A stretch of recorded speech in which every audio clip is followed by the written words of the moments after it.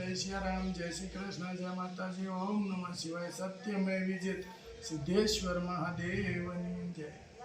જય સ્વામિનારાયણ। બધી જ વાત મનમાં લઈને ફરશો તો રડવું જ આવશે। જે જેવા છે એમની સાથે એવા બનીને રહો તો મજા આવશે। જય સ્વામિનારાયણ। 2 કિલો લાખાડો હળદર, નડિયાદ,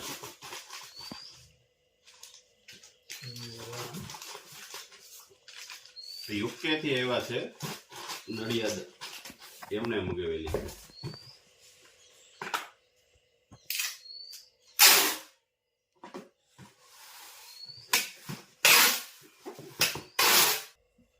બે હેર ઓઇલ,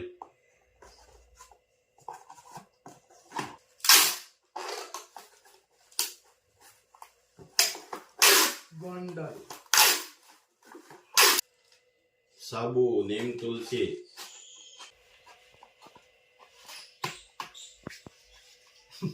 હાલો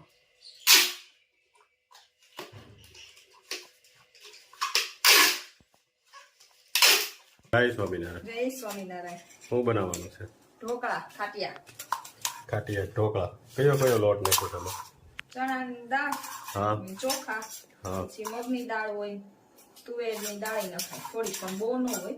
હા હા મકાઈ નાખે ઘણા, સુકલ મકાઈ આવે હા, ને એ હાલે, ને લીલી મકાઈ, સરસ લ્યો, અને લીલી મરચી આદુ મરચી પેસ્ટ તીખા કરવા માટે। તીખા, હા મરચી હોય તો જ તીખું થાય, મરચાથી બહુ તીખું ન થાય।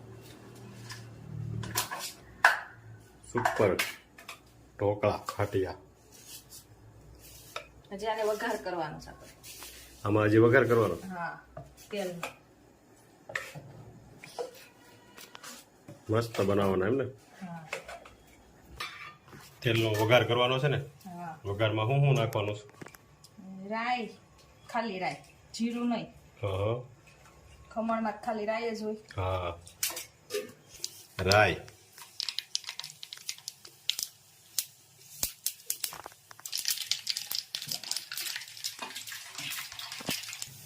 હાલો રાઈ નો વઘાર થઈ ગયો। હવે સીધું ઢોકળાના લોટમાં નાખી દેવાનું એમ ને? અને હવે મિક્સ કરી દેવાનું। મિક્સ કરી દેવાનું બરાબર। છાશમાં પલાળવાનો ને લોટ? છાશ ને ગરમ પાણી। મસ્ત વઘાર થઈ ગયો। હવે ડીશમાં મૂકી દેવાના। હા, આપણે ઊભી ઢોકળી સોડા નાખવાના તેલ। આવી રીતે થોડું થોડું લઈને એકારે સોડા નહીં નાખ દેવાનું, પણ કદાચ વધ્યું હોય ને તો આપણે બીજે દિવસે ખાઈ શકાય। ફ્રીજમાં મૂકી દેવાનું? હા, ફ્રીજમાં મૂકી દેવાનું। આને આમે હાથ વાળી છે ને થોડોક, પછી ફ્રીજમાં મૂકો ને એટલે સરસ થાય ઢોકળા।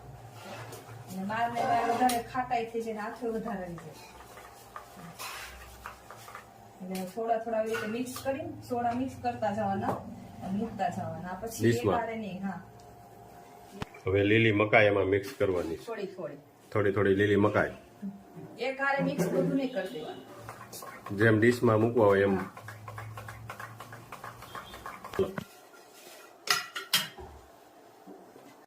જો ડીશમાં પથરાવા મળ્યો છે લોટ, અને વચ્ચે વાટકો મેક દેવાનો ઉપર ડીશ રાખવા માટે।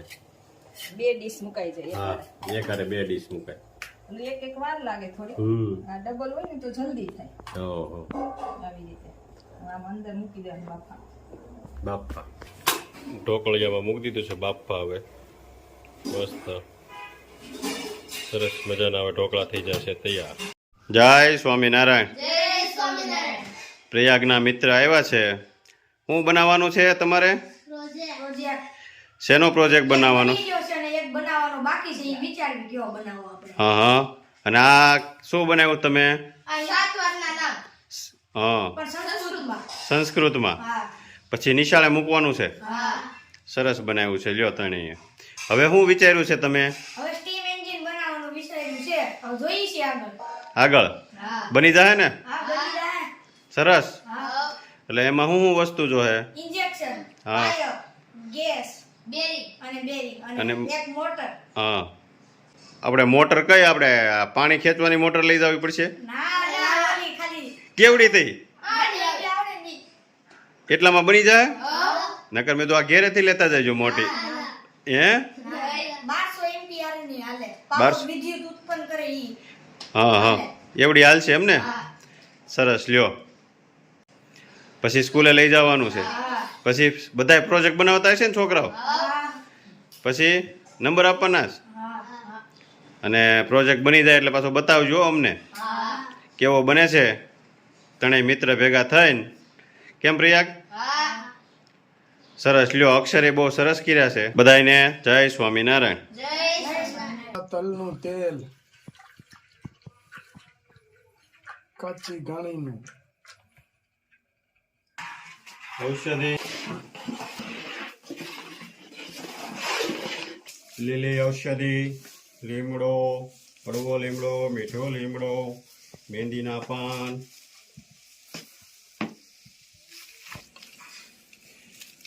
ગુલાબની પાંખડીઓ. જો મસ્ત તૈયાર કરી નાખ્યું છે. હવે આગળ ઉકાળવાનું ચાલુ.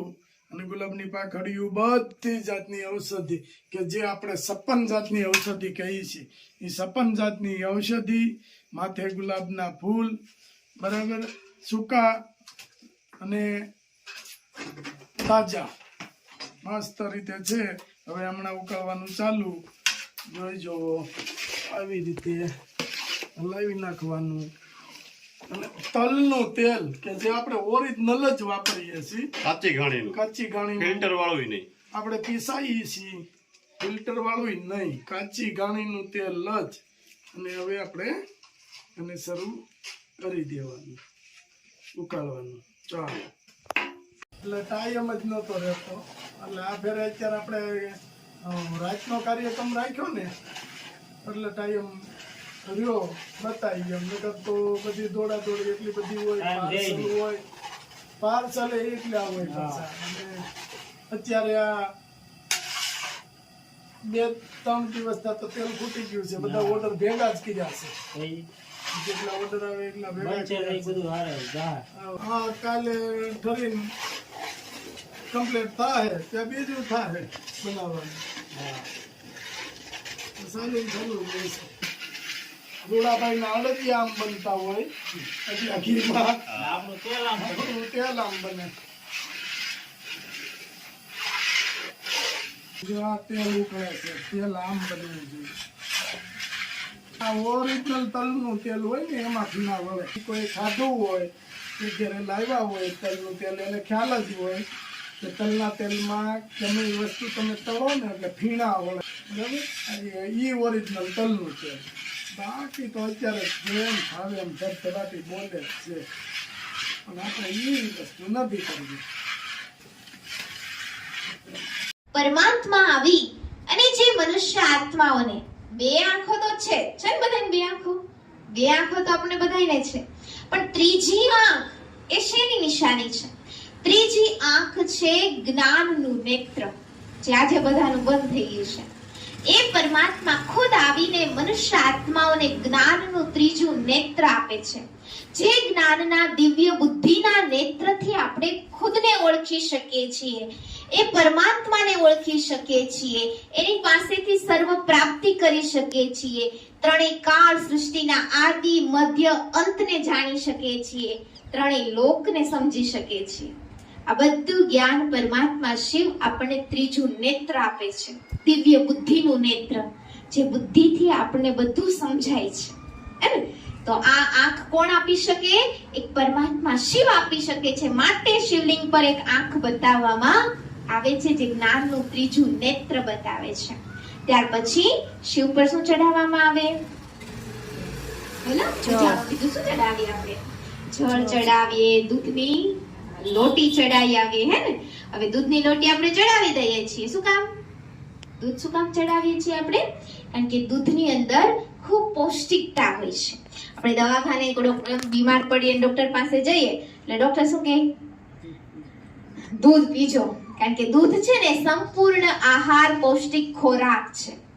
દૂધ પીવાથી અંદર શક્તિ આવે છે એટલે આપણે દૂધ પીએ છીએ, હે ને?